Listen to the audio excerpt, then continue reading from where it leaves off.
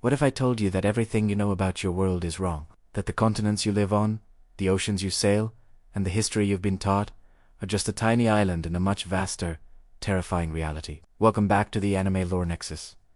Today, we are stepping away from the familiar trails of shonen adventure and staring directly into the abyss of the unknown. We are discussing the single most paradigm-shifting revelation in Hunter x Hunter history. A revelation that recontextualizes every battle, every arc, and every power-scaling debate that came before it. We are talking about the Dark Continent. For hundreds of episodes and chapters, we followed Gon, Killua, Kurapika, and Lerio across what we believed was the world. We saw the vastness of the Yorknu deserts, the technological sprawl of vast cities, and the isolated danger of the NGL. When the Chimera Ants appeared, we believed we were facing the absolute apex predator of the planet, a species that could evolve instantly and threaten the entirety of human civilization. The Chimera Ant arc was a sobering reminder of humanity's capacity for malice, ending with the haunting realization that the only way to defeat mere insects was through a weapon of mass destruction. The poor man's rose. It felt like the stakes couldn't possibly get higher. And then, author Yoshihiro Togashi pulled the rug out from under us. In one single panel, the scale of the series shattered. We were shown a map. The world we knew, the entire setting of the series so far, was revealed to be nothing more than a small cluster of islands, located in the middle of a gigantic lake called Lake Mabius. And surrounding that lake is the true world, the outside world, the Dark Continent. This isn't just a new island to explore. This is a completely different scale of existence. It is a place so vast and wild that our known world is just a speck within it. The revelation fundamentally changes the genre of Hunter x Hunter from an adventure series into cosmic horror. The Dark Continent is the origin point of magical beasts and likely the source of Nen itself. It is a place where the standard rules of biology and physics seem warped by an untamed, ancient power.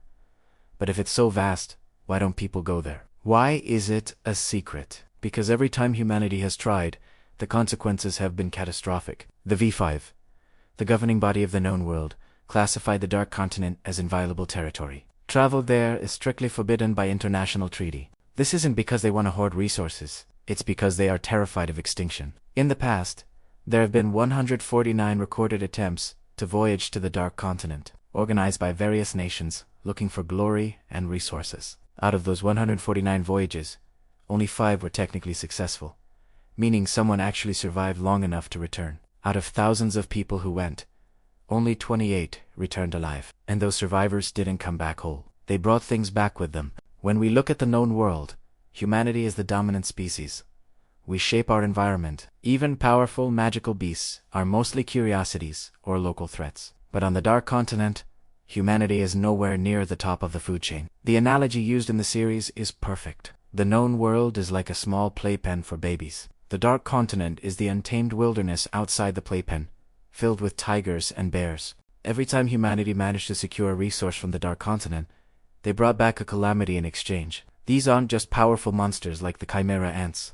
These are existential threats that function more like curses or forces of nature. There are 5 known threats that humanity has brought back, and each one is terrifying in its own unique way. First, there is Brian, the botanical weapon, located near a desolate city that appears empty for hundreds of kilometers.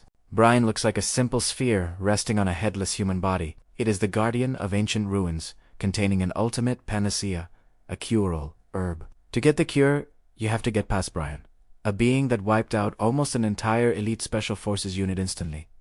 Second, there's the Hell. This is a snack-like creature with 2 tails that infects its victims with a homicidal desire for destruction. We don't know much about it, but we know it was brought back by the Suherta Empire while they were seeking the longevity herb nitro rice. The Hellbell decimated 99% of that expedition. Third is Papu, the human keeper beast.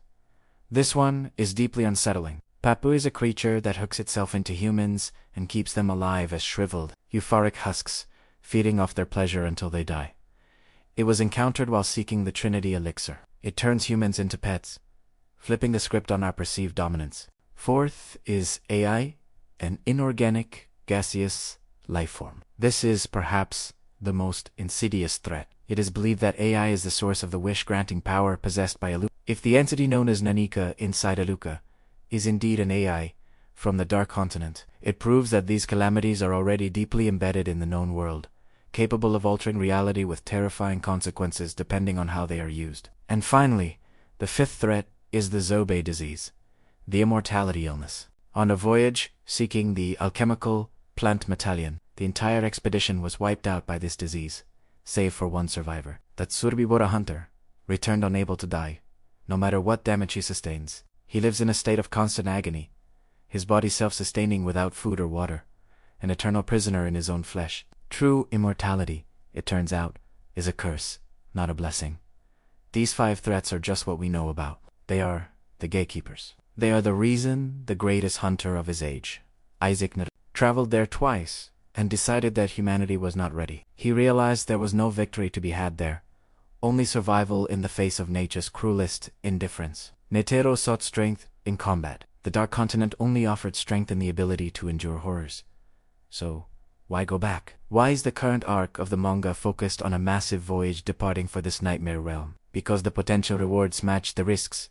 The Dark Continent holds resources that could revolutionize humanity. Unending energy sources, cures for all diseases, and herbs that extend life indefinitely. But more than that, it is the call of the unknown that drives the true hunters. The desire to see what is unseen is the core philosophy of the series. Figures like Beyond Netero, Isaac's son, have spent decades preparing to conquer what his father deemed unconquerable. The geopolitical landscape of the V5, now the V6, has shifted, and the race is on to colonize the unconquered. The introduction of the Dark Continent recontextualizes the entire power system of Hunter x Hunter. Suddenly, the struggles of the Phantom Troop, the politics of the Zodiacs, and even the overwhelming aura of Mirum seem smaller. They are big fish in a very, very small pond. The Dark Continent is a masterclass in world-building expansion. Togashi didn't just add a new island. He zoomed out the camera to show us how insignificant our previous stage really was. It promises a future for the series that is less about tournament arcs and more about survival horror against Lovecrafts and entities. Whether humanity will conquer the Dark Continent, or whether the Dark Continent will finally decide to swat the fly that is the known world,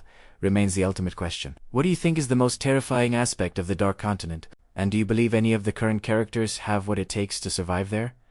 Let us know in the comments below. If you enjoyed this deep dive into the abyss, please leave a like and subscribe to Anime Lore Nexus. We exist to connect the dots and explore the deepest depths of the worlds you love. Until next time, keep exploring.